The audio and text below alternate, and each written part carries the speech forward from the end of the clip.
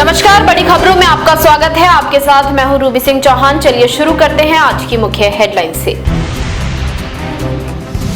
Allahabad high court बोला, school में हिजाब पहनने की इजाजत नहीं, सेक्युलरिज्म के लिए यूनिफॉर्म जरूरी। नाबालिग छात्रा की याचिका खारिज। वैभव सूर्यवंशी ने 4 गेंद में 2 विकेट लिए। दलीप ट्रॉफी में ईस्ट जोन की तरफ से बॉलिंग की, बैटिंग में 8 रन ही बना सके। दिल्ली एनसीआर में लगातार दूसरे दिन तेज बारिश। गुरुग्राम में वर्क फ्रॉम होम, यूपी में 4 की मौत। एमपी समेत 15 राज्यों में ऑरेंज अलर्ट। पटना में छात्रों पर लाठीचार्ज, दौड़ाकर पीटा। पथराव में कई पुलिसकर्मी घायल। वाटर कैनन चली। सीआरपीएफ से झड़प। टीआरई 4 एग्जाम में बदलाव की मांग। राहुल खड़गे ने जाति जनगणना के तरीके का विरोध किया। मोदी को पत्र लिखा। मौजूदा प्रश्नावली बदलने की मांग। पिछड़ा वर्ग शब्द नहीं होने पर आपत्ति। नजर डालेंगे आज की मुख्य खबर पर, जहां कांग्रेस अध्यक्ष मल्लिकार्जुन खड़गे और राहुल गांधी ने जाति जनगणना में जातियों के नाम दर्ज करने और डेटा जुटाने के तरीके का विरोध कर दिया है। उन्होंने पीएम मोदी को लेटर लिखकर कहा कि मौजूदा प्रश्नावली रद्द कर नई प्रश्नावली तैयार करने की मांग करती है। उन्होंने कहा कि इसे बनाने से पहले राजनीतिक दलों, विशेषज्ञों और जनता से सलाह ली जानी चाहिए। लेटर में प्रस्तावित जनगणना प्रश्नावली में पिछड़ा वर्ग शब्द नहीं होने पर भी सवाल उठाया है। उन्होंने कहा कि इससे देश में ओबीसी आबादी का सही आंकड़ा सामने आने में परेशानी हो सकती है। वहीं कृति सेनन हाल ही में रक्षाबंधन के लिए बने एक ज्वेलरी ब्रांड के विज्ञापन में नजर आई थी। विज्ञापन में उन्होंने इंडो वेस्टर्न कपड़े पहने थे, जिसमें ब्रालेट जैसा ब्लाउज, कैप और ड्रेप्ड स्कर्ट शामिल थी।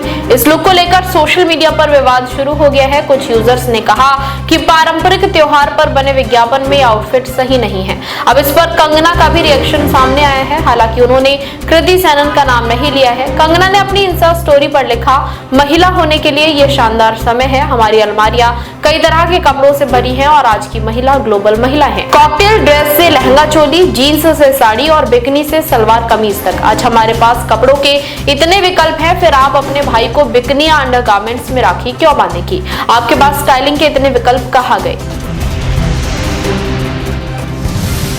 वहीं डॉन्ड्री से बाहर होने को लेकर रणवीर सिंह पर एक्सेल एंटरटेनमेंट के 45 करोड़ रुपए के कथित नुकसान के दावे का मामला अब IMPPA तक पहुंच गया है। पिता जगजीत सिंह ने एसोसिएशन के सामने रणवीर का पक्ष रखा है। उनकी लीगल टीम ने IMPPA के अधिकारी क्षेत्र का पर सवाल उठाए हैं। रणवीर सिंह और फिल्म डॉन्ड्री के मेकर्स के बीच विवाद नए मोड़ पर पहुंच गया है। फिल्म से कथित तौर पर बाहर होने के बाद एक्सेल एंटरटेनमेंट की ओर से रणवीर सिंह से करीब 45 करोड़ रुपए से नुकसान की भरपाई का दावा किए जाने की बात सामने आई थी।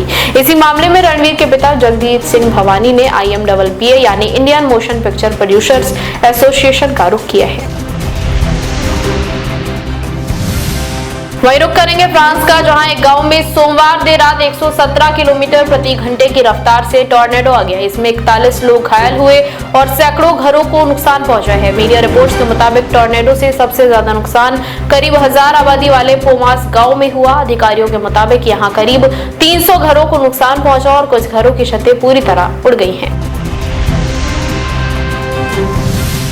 वहीं अमेरिका सरकार 2 लाख विदेशी नागरिकों के बिजनेस B1 और टूरिस्ट वीजा B2 रद्द करने की तैयारी कर रही है। सरकार की नजर उन लोगों पर है जो टूरिस्ट या बिजनेस वीजा लेकर अमेरिका पहुंचे, लेकिन बाद में वहीं रहने के लिए शरण मांगने लगे। इनमें 2016 से 2026 के बीच जारी किए गए वीजा शामिल हैं। अमेरिकी विदेश विभाग आने वाले हफ्तों में इसकी घोषणा कर सकता है। अगर ऐसा हुआ तो यह अमेरिका इतिहास में वीजा रद्द करने की सबसे बड़ी कार्रवाई होगी। अमेरिकी उप विदेश मंत्री क्रिस्टोफर लैंडो ने कहा कि कुछ लोग टूरिस्ट या बिजनेस वीजा लेकर अमेरिका आते हैं और फिर वहां रहने के लिए शरण का आवेदन करते हैं।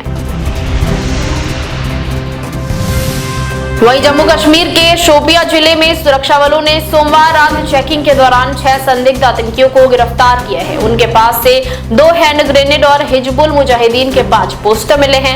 वहीं पुलवामा में भी सुरक्षा बलों ने यरवान जंगल में सर्च ऑपरेशन के दौरान 2 संदिग्ध आतंकी सहयोगियों को गिरफ्तार किया है। इनके पास से 1 पिस्तौल, 12 कारतूस और हैंड ग्रेनेड बरामद किए गए हैं। सुरक्षा एजेंसियां हथियारों के सोर्स और इनके आतंकी नेटवर्क के संबंधों की जांच कर रही हैं। वहीं केंद्रीय मंत्री किरेन रिजिजू ने लोकसभा में विपक्ष के नेता राहुल गांधी के पितृसत्ता तोड़ो बयान पर सवाल उठाए हैं। उन्होंने पूछा कि कांग्रेस पार्टी हिंदू परंपराओं को ही निशाना क्यों बनाती है और अल्पसंख्यक महिलाओं की स्थिति पर चुप क्यों रहती है। रिजिजू ने सोशल मीडिया एक्स पर कांग्रेस के सामाजिक सुधार के तरीके को चुनिंदा बताया है। उन्होंने कहा कि अगर पार्टी महिलाओं के साथ खड़ी है तो उसे हर समुदाय की हर महिला के साथ खड़ा होना चाहिए।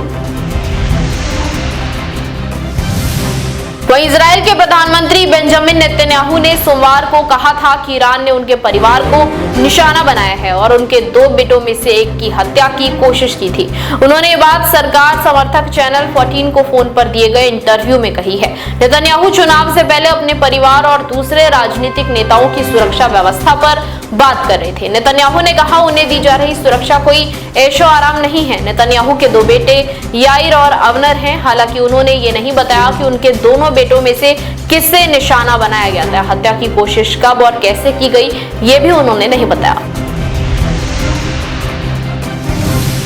वहीं ईरान ने उस बयान पर पलटवार कर दिया है जहां इजराइल के प्रधानमंत्री बेंजामिन नेतन्याहू ने अपने परिवार को निशाना बनाने की बात कही थी। ईरान ने इस बात को पूरी तरह झूठ बताया है। दरअसल इजराइल के प्रधानमंत्री नेतन्याहू ने कहा था कि उनके साथ कोई ये सुरक्षा जो दी जा रही है ऐशो आराम नहीं है। उनके बेटों को निशाना बनाया गया था। इसी के साथ इस बुलेटिन में फिलहाल इतना ही। ऐसी ही तमाम बड़ी खबरों के लिए देखते रहें किनी टाइम्स। देश विदेश की तमाम बड़ी खबरों के लिए देखते रहें किनी टाइम्स। वीडियो को लाइक करें, चैनल को सब्सक्राइब करना ना भूलें।